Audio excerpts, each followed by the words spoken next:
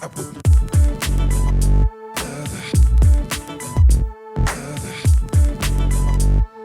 everyone, Joe here. Well, I'm finally getting the review out like I promised, and this is the all-new Tamron 7200. This is the SP lens, the f2.8 DI-VC G2. That's Generation 2 lens, and I gotta tell you, I'm very impressed with this lens, and I'm really excited to give a review on it. Now, like I said, this is the new one. This is the Canon mount, and I have it here on the Canon EOS 80D. And it fits pretty good. It feels really nice on it. It fits about right. This is not a light lens. Let me just point that out. But I'll kind of go over a few things. Now, let's start things off. The price on this one currently is about $1,299 USD. US pricing and everything. But you can get a little bit cheaper in some countries, but it's normally around pretty close to the price, within about $50. Now this, even though I have it mounted to the Canon EOS 80D, this is a full frame lens. Now on the Canon 80D, this lens gives me about the equivalent to 112 millimeter up to 320 millimeter, which me personally, I think that's a fantastic focal range, especially for outdoors and stuff. Now, this is the new G2 lens, G3 ain't out yet, excuse me. And it has a few options and stuff on it. Well, first thing, it's got three different modes for vibration control. You have a mode 1, a 2, and a 3. Now, I'll kind of go over the modes for you right quick. Mode 1 is your traditional VC, like on most of your Tamrons. That's the one that I actually prefer to use, even though it only gives you 4 stops of image stabilization. But when you go ahead and you go to take the photo, you can press the shutter button, halfway to get your focus in. And what it is, it locks that image stabilizer on, which I think is very helpful if you're trying to focus in towards the eye or whatnot when taking portraits or anything else you take a photo of. So that one automatically keeps the VC on anytime you actually go to focus in. The second mode 2 here is for panning. This one kind of keeps the VC working more this way, but lets when people go past you, like a race car, racing, sports, it gives you more control this way. That way it's keeping it steady going this direction, but lets you turn this way without it kind of jittering anything. And the last one only actually puts any kind of image stabilization in until only exactly when it takes the photo. So split second before the photo's taken, it locks the image stabilizer in, and then lets you take a photo. Now, mode 3, it gives you up to 5 stops. So, and that is actually pretty industry leading right there. It's pretty good. 5 stops image stabilization, and I can tell you it works really well. You can easily, handhold this thing at 1/30th of a second, even on an APS-C camera at 200 millimeter, which is equivalent to 320, and still get sharp photos if your subject's not moving. So there is that. All right. See if I got some more information for you. Now, the focusing distance, unlike a lot of people are really, really concerned about the minimum focus distance, because minimum focus distance, before it has a lot of focus breathing. So when you go to take like photos and stuff, the Generation 1 lens or the older lens, you really couldn't get a tight, close headshot. And with this one, the focus distance has been reduced to essentially right under 1 meter, which is like 37 inches, give and take. So you can get really, really, really close with this lens and get those tight headshots. Now, there's been a lot of people overhyped about this, saying, well, you're losing all that. Let me tell you, when you get at f2.8, when you get to 1 meter from somebody and you go to take their photo, you got a hairline of actual area there that you can actually focus in and get sharp, photo. So that also means the background, anything behind them is going to be completely blown out. And like I said, I got photos at the end of this video. You can view it. So don't worry about the focus breathing on this lens. If you're doing headshots, you're getting in close, get those real cinematic style headshots and stuff with the backgrounds completely blown out, it doesn't matter if it actually drops down to like 175 millimeters when it's focus breathing. It absolutely does not matter whatsoever because the background is going to be just completely destroyed anyway. And to be quite honest with you, you're probably going to want to stop down to at least f4 when taking those tight headshots like that. Because my experience of using this lens, it's so hard, at least if you go to take that photo and either you move or they move the slightest little bit, you're going to miss focus. And so giving you a little bit of f4, give just a little bit more, because I got to tell you, it's hairline focusing at that closer distance at f2.8. Like I said, I got like quite a few photos at the end of the video that I kind of go over in Lightroom, and I'll zoom in and show you from me taking photos of butterflies with this lens up to even portraits and stuff, and even some birds and stuff. So you can actually see how the background will look through different shooting situations. Okay, now like I said, that also falls into the magnification ratio on this lens is a 1 to 6.1. Forget about the numbers, just look at the photos. Now the filter size on here, thank goodness, is just 77 millimeters still.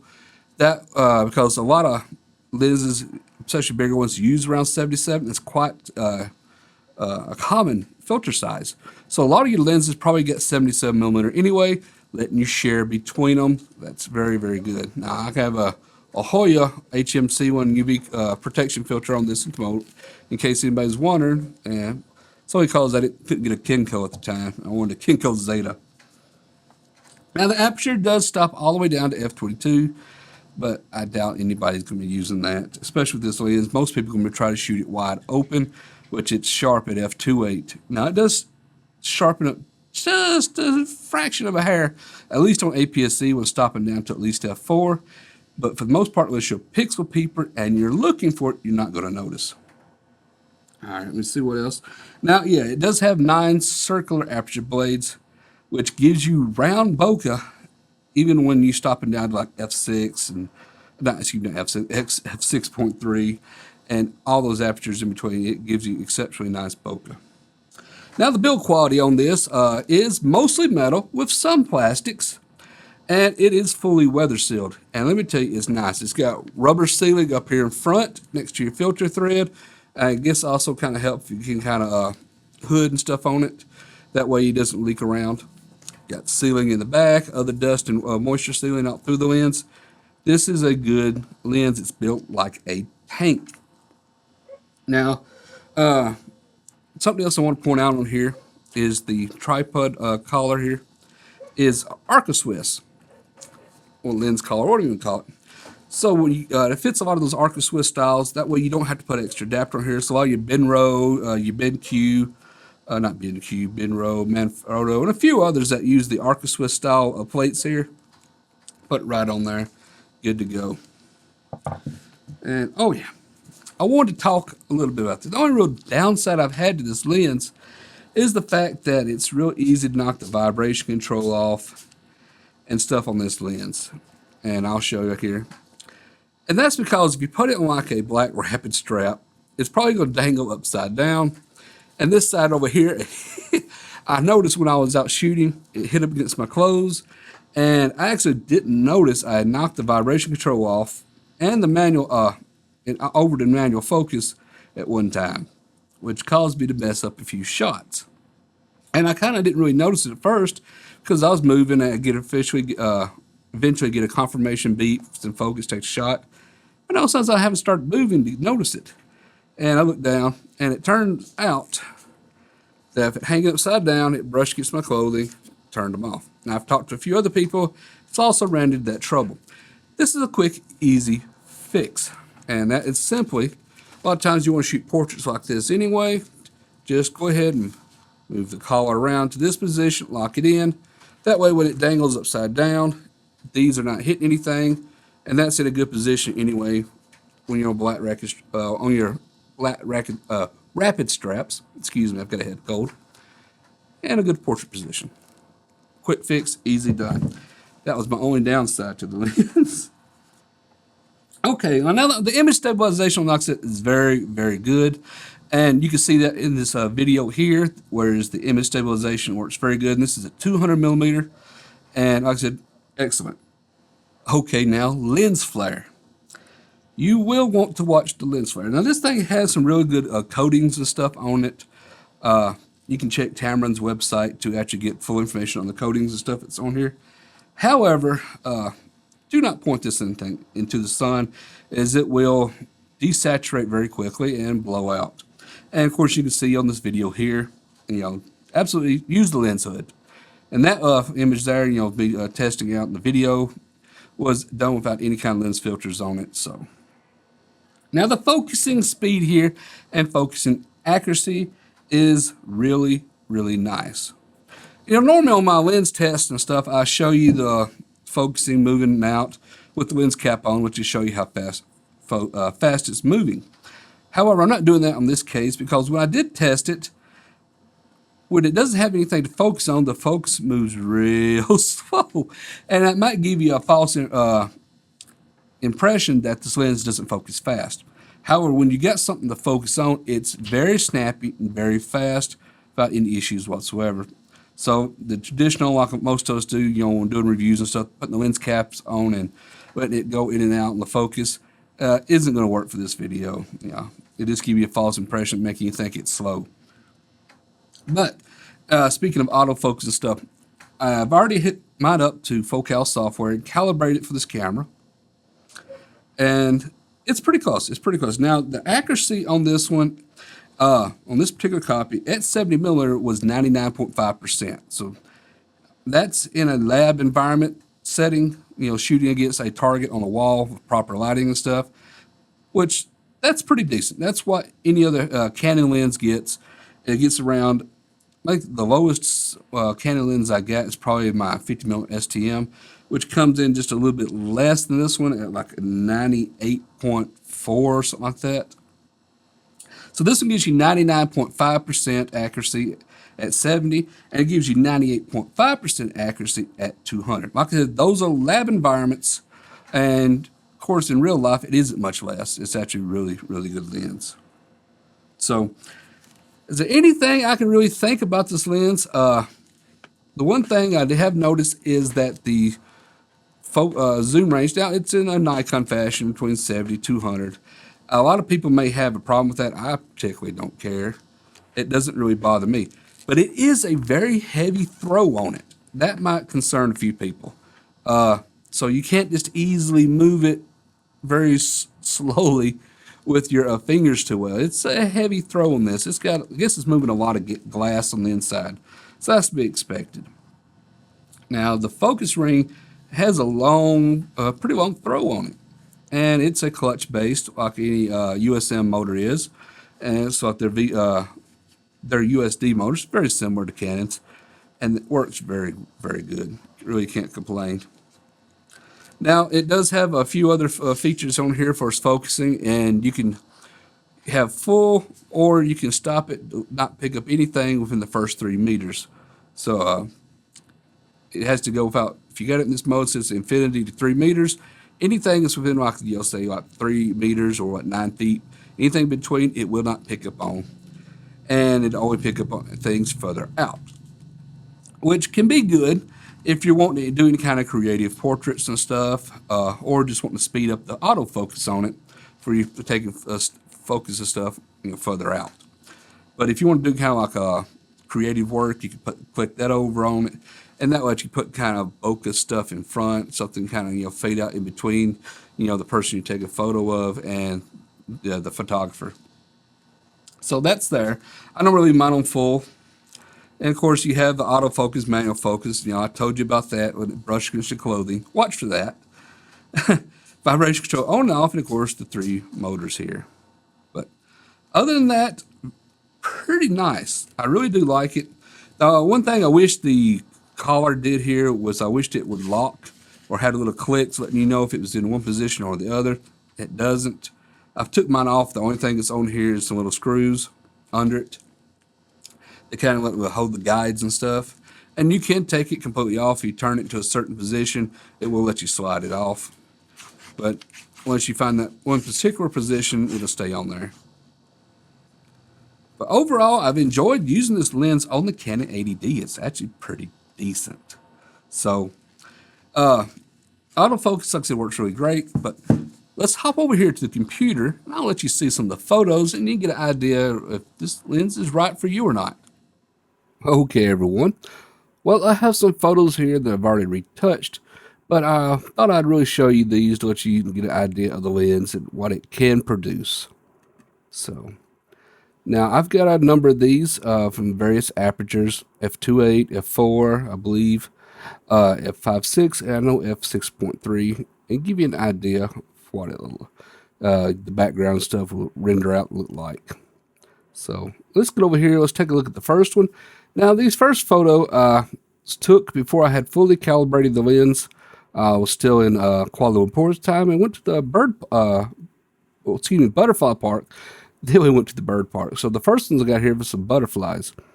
And you can see this isn't a very big butterfly. It's normally like maybe 3 inches across at the most, from wings tip to wing tip.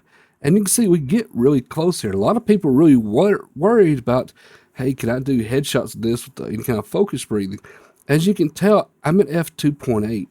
And while the middle of the back of the butterfly here is in focus, you can tell now that the going up towards the wings is starting to get out of focus. So you can get so close on the with this lens that f2.8 almost becomes too shallow. You might have to stop down to f4 to get everything from front to back in focus.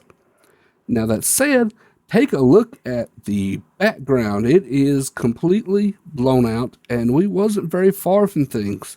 So that is very, very nice in my opinion. And of course, this was at 200 millimeter, and I think I was probably about not too far from the minimum focusing distance here, about as close as I could get. And you can see I got really nice in on that butterfly. And of course, give you an idea of the sharpness and stuff. Let me zoom in a little bit here. As you can see, it's taking a second to load up. Yeah, there you go. We got some nice detail. Like I said, this center area of what was in focus here, the wingtips over here, are out of focus, and I believe he might have fluttered his wings just a little bit on top, while they're blurry a little bit. Now, this was shot at 1/640th of a second, but, this is a butterfly. Now, I have another one here, and of course, this one's not moving. And this will give you another idea how you can just completely blow the background out. There was things at the background, but there's probably at least 2 feet away, and you can see clearly that it just completely smooths out the background like nothing was even there. You can zoom in here, as you can see, lots of nice detail. Everything on this, perfect.